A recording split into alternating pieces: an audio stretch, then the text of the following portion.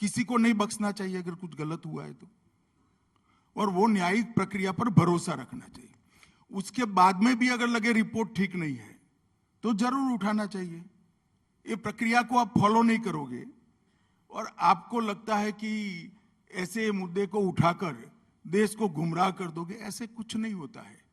लगातार गौतम अडानी के मुद्दे पर सरकार पर हमला हो रहा है और जेपीसी की मांग हो रही है। ये कहा जा रहा है कि मोदी सरकार ने गौतम अडानी की बहुत मदद की है। उस पर अभी तक देश ने आपका पक्ष नहीं सुना है और आज मुझे लगता है कि ये बहुत महत्वपूर्ण सवाल है और ये मंच है जहां आप बता सकते हैं लोगों को। नहीं, मैं बड़ी स्पष्ट, हमें कोई कंफ्यूजन ही नहीं है इसमें। देश की सुप्रीम कोर्ट ने एक चीज का संज्ञान लिया, एक कमेटी बनाई है, 2 रिटायर्ड जजों की अध्यक्षता में कमेटी बनाई। उसके सामने सभी लोगों के पास जो तथ्य है वो रखने चाहिए। किसी को नहीं बख्शना चाहिए अगर कुछ गलत हुआ है तो, और वो न्यायिक प्रक्रिया पर भरोसा रखना चाहिए। उसके बाद में भी अगर लगे रिपोर्ट ठीक नहीं है तो जरूर उठाना चाहिए। ये प्रक्रिया को आप फॉलो नहीं करोगे और आपको लगता है कि ऐसे मुद्दे को उठाकर देश को गुमराह कर दोगे, ऐसे कुछ नहीं होता है।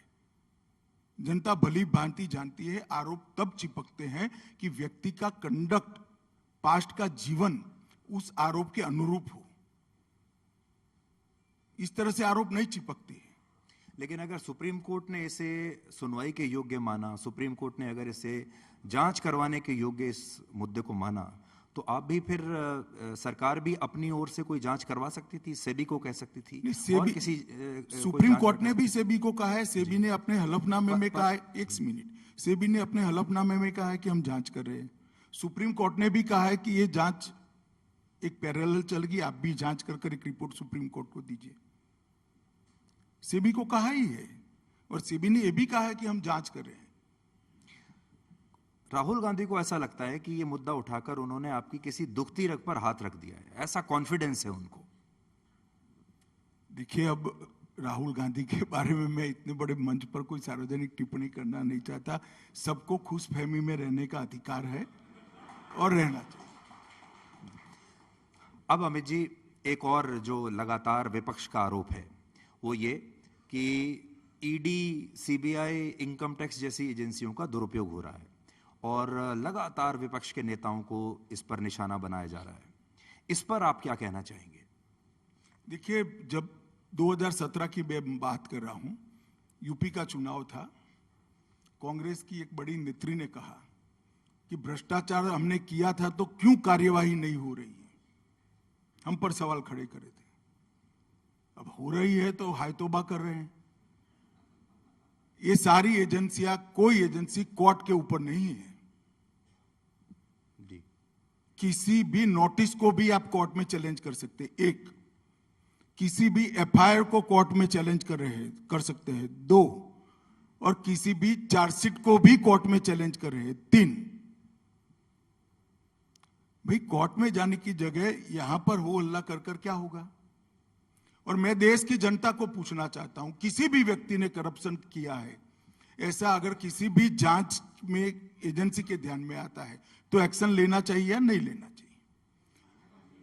और ये सारे लोग जो हाय तौबा कर रहे हैं, इसमें 2 केस छोड़कर सारे केस रजिस्टर उनके टाइम में हुए हैं, हमारे टाइम में नहीं हुए हैं। उन्होंने अपने शासन में जो 12 लाख करोड़ के घपले, घोटाले, भ्रष्टाचार किया, उस वक्त सीबीआई में फिलहाल मामला टालने के लिए केस रजिस्टर कराए थे। फिर इसके अंदर धन शोधन का मामला है तो ईडी कर रही है। पहली एफआईआर उनके समय में हुई है, 2 केस छोड़कर।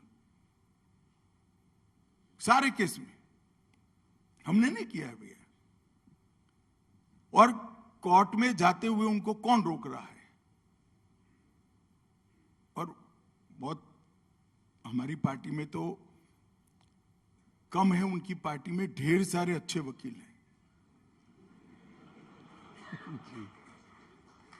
नहीं, पर अभी उनको बेल भी अगर मिलती है तो वो इसको एक जीत की तरह प्रोजेक्ट करते हैं और ये कहते हैं कि भाई देखिए, चाहे वो लालू यादव हो, चाहे सिसोदिया हो, चाहे कविता हो, चाहे शिवसेना के जो नेता हों, सिर्फ कुछ खास लोगों को ही निशाना बनाया जा रहा है, या ममता बनर्जी की पार्टी के जो लोग हों।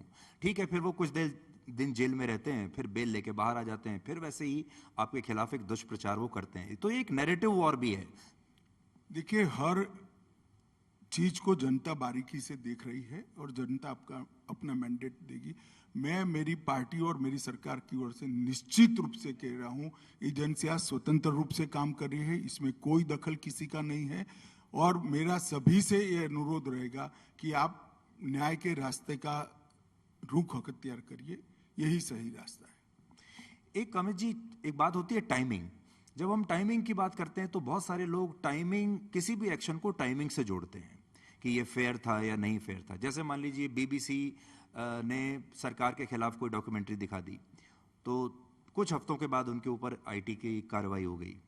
नहीं, मैं तो डॉक्यूमेंट्री के टाइमिंग पर सवाल उठाता हूं। 2002 की घटना 2023 में चुनाव के अगले साल दिखाने का क्या मतलब है? भाई बताओ, कोई मतलब है? ये पूरी घटना 2002 की है।